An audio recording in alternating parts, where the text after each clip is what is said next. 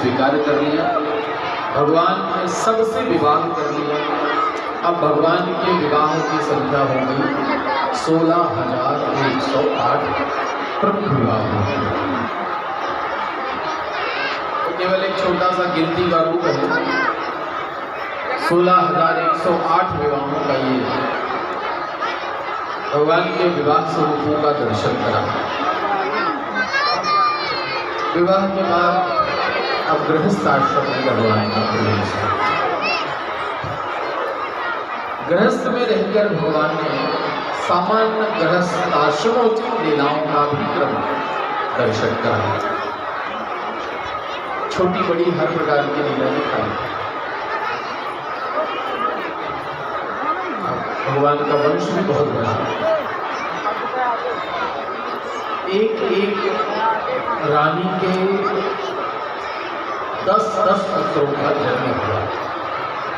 भगवान की जितनी रानियां थी उनके सबके यहाँ 10-10 पुत्रों का जन्म होगा। फिर भगवान के जितने पुत्र हैं उनके भी 10-10 पुत्रों का जन्म हुआ। ऐसी ऐसी गिनती करें, बहुत बड़ा वंश, बड़ा भगवान का यदुवंश अद्भुत विस्तार प्राप्त हुआ। इन यदुवंश में भी भगवान की बड़ी अद्भुत लीलाओं का क्रम दर्शन कराया। परीक्षित के काल में मैंने सुना है भगवान के वंशावली का स्वरूप में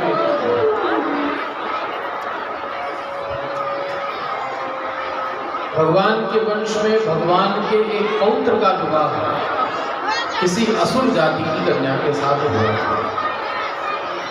मैं इस प्रसंग को भी विस्तार पूर्वक दर्शन करना चाहता हूँ। क्या प्रसंग? सुखदेव जी ने कहा बहुत अच्छा प्रसंग मुझे पूछा है। बाणसुत्यामुत्तम तत्रोत्तम बभूव हरिं शंकर्योर्महत्।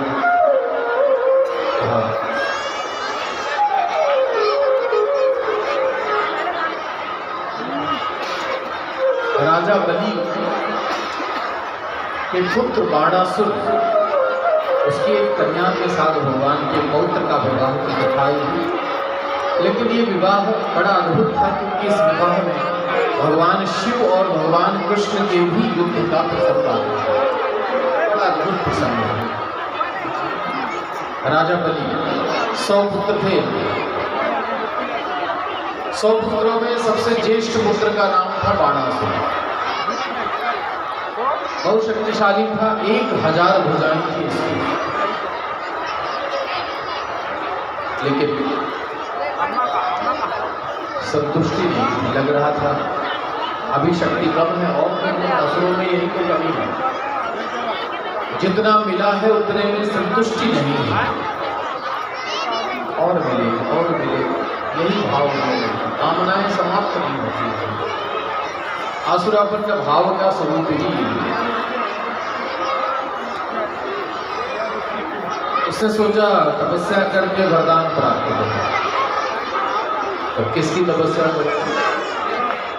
मन में विचार किया, सोचा नहीं नारायण की आराधना तो नहीं करूंगा, क्योंकि इसी नारायण ने वामन बनकर मेरे पिता से छल किया था, तो मैं नारायण की आराधना नहीं करूंगा। किसकी करूंगा?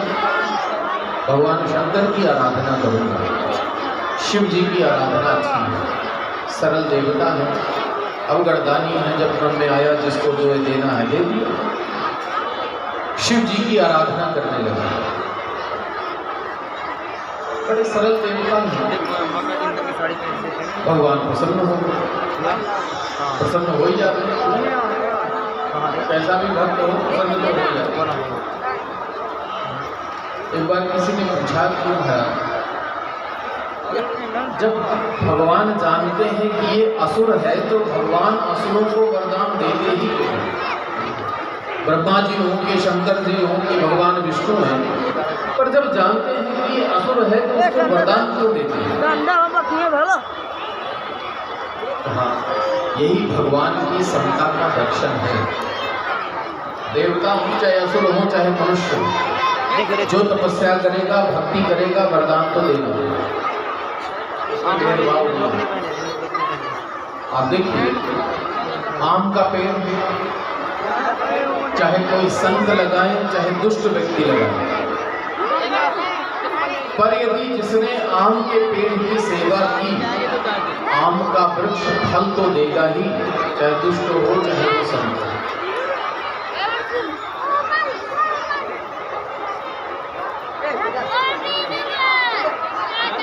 तो ऐसे ही भगवान का स्वभाव है, चाहे वो दुष्ट हो चाहे वो देवता। यदि भगवान की आराधना किया है तो फल तो देगा, वरदान तो देना ही पड़ेगा। तो मूर्त स्वरूप तो यही है।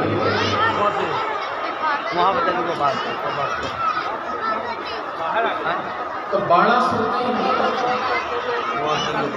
भगवान की कठोर तपस्या किया, भगवान प्रसन्न हो गए। वरदान देने की बात है, भगवान ने कहा वरदान मांगो। उसने कहा मुझे वरदान दीजिए प्रभु कि आप मेरी और मेरे नगर की रक्षा करें, मुझमें और मेरे नगर में कोई संकट नहीं आना चाहिए, आप मेरी रक्षा करेंगे। अब वरदान भगवान शिव दे दिया, उसका परिणाम कहेंगे वो वरदान तो नहीं देंगे। प्रकाशुर नाम का एक असुर था, उसने भगवान शिव की तपस्या किया। शिव जी जब प्रसन्न नहीं हुए तो अपने शरीर के एक एक अंग को काट काट कर अग्नि में आहुति देने लगा। जब सिर काटने की बारी आई, भगवान प्रकट हो, भैया क्या बात है,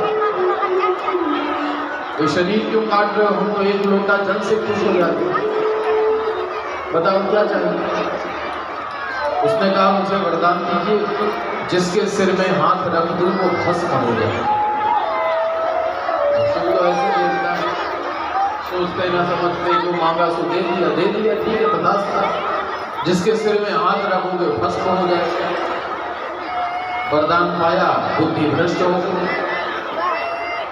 शिव के साथ पार्वती को देखा, बड़ी सुंदर स्त्री है, पर इसका विवाह तो मुझ जैसे वीर से होना चाहिए। जब तक ये शंकर है तब तक ये मुझसे विवाह नहीं करेगी, तो क्यों ना शंकर के सिर में हाथ रख के उसको भस्म कर दूं। दौड़ा शिव के ऊपर हाथ रखने को, शिव जी भागा। असुर का नाम पड़ गया भस्मासुर। आगे आगे भगवान शंकर, पीछे पीछे भस्मासुर। दौड़ते दौड़ते भगवान शिव को संकट जब आया तो भगवान नारायण का स्मरण किया, छोटा सा बाल स्वरूप धारण करके भगवान प्रकट हो, अद्भुत बालक का रूप बनाया, असुर के सामने प्रकट हो गए। क्या बात है भक्तराज, कहाँ जा रहे हो? शिव को भस्म करने जा रहा था। भगवान हंसने लगे, सारे संसार को भस्म करता है, तू कैसे भस्म करेगा? बोले उन्होंने मुझे वरदान दिया है कि नहीं, जिसके सिर में हाथ रखो वो भस्म हो जाएगा। भगवान ने कहा तो तुम भी आगे बातों में, यही शंकर की लीला है, सबको ऐसा झूठा वरदान देकर के भगा कर ले जाता है और अपने कैलाश में ले जाकर के भस्म कर देता है। तेरे साथ भी यही होगा। अभी से पहले कभी किसी को भस्म किया है? बोले नहीं। कैसे पहले अपने वरदान की परीक्षा ले लो, ये सही है भी कि नहीं। क्या करो? बोले अपने सिर के ऊपर हाथ रख करके देखो क्या परिणाम है। आ गया भगवान की बातों में, सिर के थोड़ा ऊपर हाथ किया, पता चल रहा है? बोले नहीं। थोड़ा और नीचे करो, थोड़ा और नीचे किया, मालूम चला? बोले नहीं। थोड़ा और नीचे करो, मालूम चला? बोले थोड़ा गर्म लगा है। भगवान ने कहा एक बार सिर में हाथ रख करके देखो। जैसे ही असुर ने अपने सिर में हाथ रखा उसी क्षण भस्म हो गया। भगवान शिव प्रकट हो गए। भगवान नारायण ने कहा शिव जी वरदान देने से पहले थोड़ा सोच समझ लिया करो कि इसको क्या वरदान देना है। शंकर जी ने कहा यदि मैं वरदान देने से पहले सोच विचार करने लगूं तो फिर लोग मुझे भोलेनाथ क्यों कहें? मेरा नाम भोलेनाथ इसलिए है कि मैं सोचता नहीं हूँ।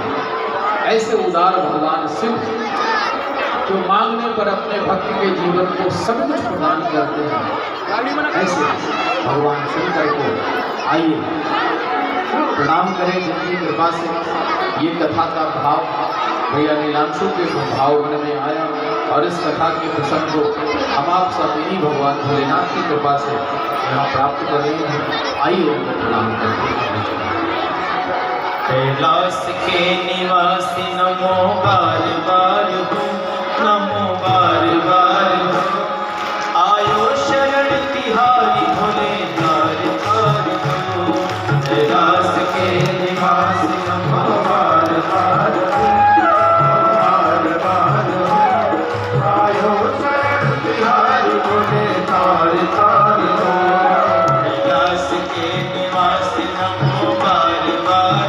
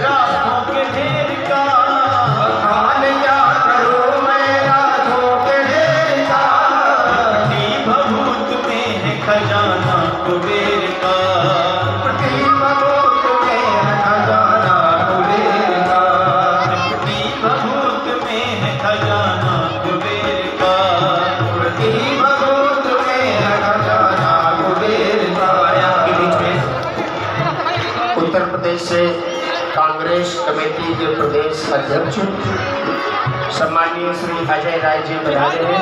पूज्य गुरुदेव भगवान से आशीर्वाद प्राप्त करें। आपका स्वागत वंदन अभिनंदन है।